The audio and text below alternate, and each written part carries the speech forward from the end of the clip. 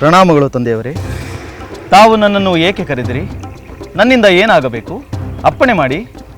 ಮಗನೇ, ನೀನು ನಿನ್ನ ತಂದೆಯ ಆಜ್ಞೆಯನ್ನು ಪಾಲಿಸಲು ಸಿದ್ಧವಾಗಿರುವೆಯಾ? ಖಂಡಿತ ಸಿದ್ಧನಾಗಿದ್ದೇನೆ.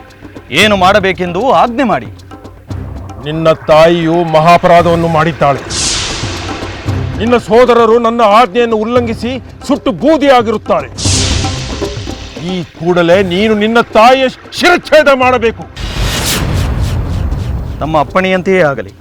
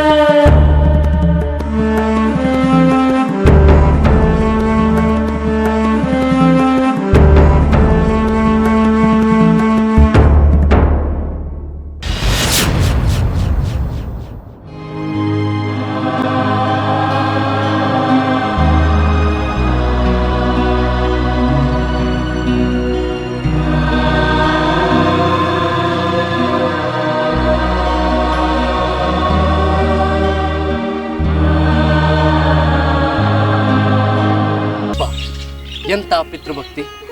ಏನು ಏಕೆ ಎಂದು ಕೇಳದೆ ಪರಶುರಾಮ ತನ್ನ ತಂದೆಯ ಆಜ್ಞೆಯನ್ನು ಪಾಲಿಸಿದ. ಹೌದು, ಪರಶುರಾಮನಿಗೆ ಚೆನ್ನಾಗಿ ಗೊತ್ತಿತ್ತು, ತನ್ನ ತಂದೆ ಸಾಮಾನ್ಯನಲ್ಲ, ಮಹಾಜ್ಞಾನಿ ಎಂಬ ಅರಿವು ಅವನಿಗೆ ಚೆನ್ನಾಗಿತ್ತು. ತನ್ನ ತಂದೆ ಎಂತಹ ಮಹಾ ತಪಸ್ವಿ ಎಂಬುದನ್ನು ಅವನು ಚೆನ್ನಾಗಿ ಅರಿತಿದ್ದ. ತನ್ನ ಸೋದರರಂತೆ ತಂದೆಯ ಮಾತಿಗೆ ಅವನು ಅನಾದರ ತೋರಲಿಲ್ಲ, ಅಪನಂಬಿಕೆಯನ್ನೂ ತಾಳಲಿಲ್ಲ. ತಂದೆಯ ಆಜ್ಞೆಯ ಪಾಲನೆಯಿಂದ ಇಂಥ ಅನಾಹುತವಾಗುತ್ತದೆ, ಅದಕ್ಕೆ ಏನು ಪರಿಹಾರ ಎಂದು ಕ್ಷಣ ಮಾತ್ರದಲ್ಲಿ ಅವನು ನಿರ್ಧರಿಸಿಕೊಂಡ. ಹೌದು, ಅವತಾರ ಪುರುಷನೆಂದ ಮೇಲೆ ಅವನಿಗೆ ಸರ್ವವೂ ತಿಳಿದಿರಬೇಕು. ಭೂತ ಭವಿಷ್ಯತ್ ವರ್ತಮಾನಗಳ ಜ್ಞಾನ ಸಹಜವಾಗಿಯೇ ಅವನಿಗಿತ್ತು. ಆದರೂ ಕಾಲ ದೇಶಗಳಿಗೆ ಅನುಗುಣವಾಗಿ ಅವನು ವರ್ತಿಸಲೇಬೇಕು. ಅದಕ್ಕೆ ತಕ್ಷಣ ತಂದೆಯ ಆಜ್ಞೆಯನ್ನು ಪರಿಪಾಲಿಸಿದ. ನಂತರ ತಂದೆಯ ಅನುಗ್ರಹಕ್ಕೆ ಪಾತ್ರನಾಗಿ ದುರಂತವನ್ನೇ ಸುಖಾಂತವನ್ನಾಗಿ ಪರಿವರ್ತಿಸಿದ. ತಂದೆ, ತಮ್ಮ ಆಜ್ಞೆಯನ್ನು ನೆರವೇರಿಸಿದ್ದೇನೆ. ನನ್ನ ತಾಯಿಯ ಶಿರಚ್ಛೇದ ಮಾಡಿದ್ದೇನೆ. ಭಲೆ ಭಲೆ ರಾಮ, ನೀನು ಪಿತೃವಾಕ್ಯವನ್ನು ಪರಿಪಾಲಿಸಿ ಕೃತಾರ್ಥನಾಗಿರುವೆ. ನನಗೆ ಬಹಳ ಸಂತೋಷವಾಗಿದೆ. ನಿನ್ನಂಥ ಮಗನನ್ನು ಪಡೆದ ನಾನು ಧನ್ಯನಾದೆ. ನಾನು ಈಗ ಬಹಳ ಪ್ರಸನ್ನನಾಗಿದ್ದೇನೆ. ನಿನಗೆ ಏನು ವರ ಬೇಕೋ ಕೇಳಿಕೊ, ಈ ಕೂಡಲೇ ನಾನು ಅದನ್ನು ಅನುಗ್ರಹಿಸುವೆನು. ನಾನು ಕೇಳಿದ ವರವನ್ನು ದಯಪಾಲಿಸುತ್ತೀರಾ? ಖಂಡಿತ. ನೀನು ನನ್ನ ಆಜ್ಞೆಯನ್ನು ಪಾಲಿಸಿರುವೆ. ನಾನು ನಿನ್ನ ಕೋರಿಕೆಯನ್ನು ತಪ್ಪದೆ ಈಡೇರಿಸುವೆ. ಹಾಗಾದರೆ ತಾವು ವರ ಕೊಡುವುದೇ ಆದರೆ ನನ್ನ ತಾಯಿಯನ್ನು ಬದುಕಿಸಿಕೊಡಿ. ಜನ್ಮ ನೀಡಿದ ನನ್ನ ತಾಯಿ ಮತ್ತೆ ಜೀವಂತವಾಗುವಂತೆ ಮಾಡಿ. ನನ್ನ ಸಹೋದರರೂ ಜೀವಿಸಲಿ, ಇದೇ ನಾನು ಬೇಡುವ ವರ. ಭಲೆ ಪರಶುರಾಮ, ಭಲೆ. ನೀನು ತಂದೆಯ ಮಾತುಗಳನ್ನು ಎಷ್ಟು ಗೌರವಿಸಿದೆಯೋ ಅಷ್ಟೇ ಉದಾತ್ತವಾಗಿದೆ ನಿನ್ನ ಮಾತೃ ಪ್ರೇಮ ಮತ್ತು ಸೋದರ ಪ್ರೇಮ. ಆಗಲಿ ಕಂದ, ನಿನ್ನ ಮಾತಿನಂತೆ ನಾನು ಎಲ್ಲರನ್ನೂ ಬದುಕಿಸುವೆನು. ತಂದೆ, ತಮ್ಮಲ್ಲಿ ಇನ್ನೊಂದು ವಿನಂತಿ. ಅದೇನೆಂದು ಹೇಳಿ, ನಾನು ಖಂಡಿತ ನಡೆಸಿಕೊಡುತ್ತೇನೆ. ತಂದೆ, ನನ್ನ ತಾಯಿಯ ಮನಸ್ಸಿನಿಂದ ಈಗ ನಡೆದ ದುರಂತ ಅಳಿಸಿ ಹೋಗಲಿ. ಅವಳ ಮನಸ್ಸಿನಿಂದ ನಾನು ಕೊಂದೆನೆಂಬ ವಿಷಯ ಮರೆತು ಹೋಗಲಿ.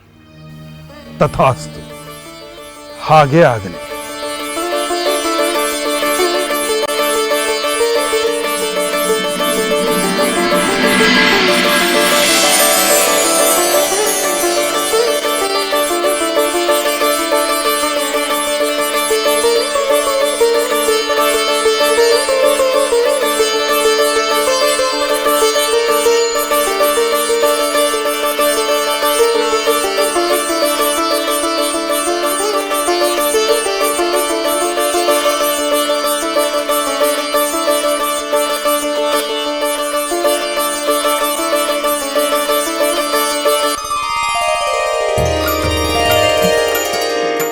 ಸ್ವಾಮಿ.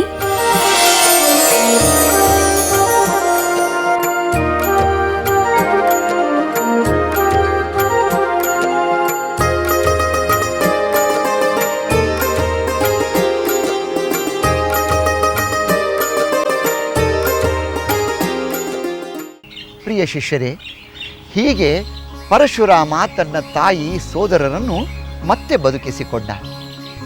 ತಂದೆಯ ಆಜ್ಞೆಯಂತೆ ಹತ್ಯೆ ಮಾಡಿ ಆ ತಂದೆಯ ಕೃಪೆಯಿಂದಲೇ ಬದುಕಿಸಿಕೊಂಡದ್ದು ಪರಶುರಾಮನ ಮಹಿಮೆ.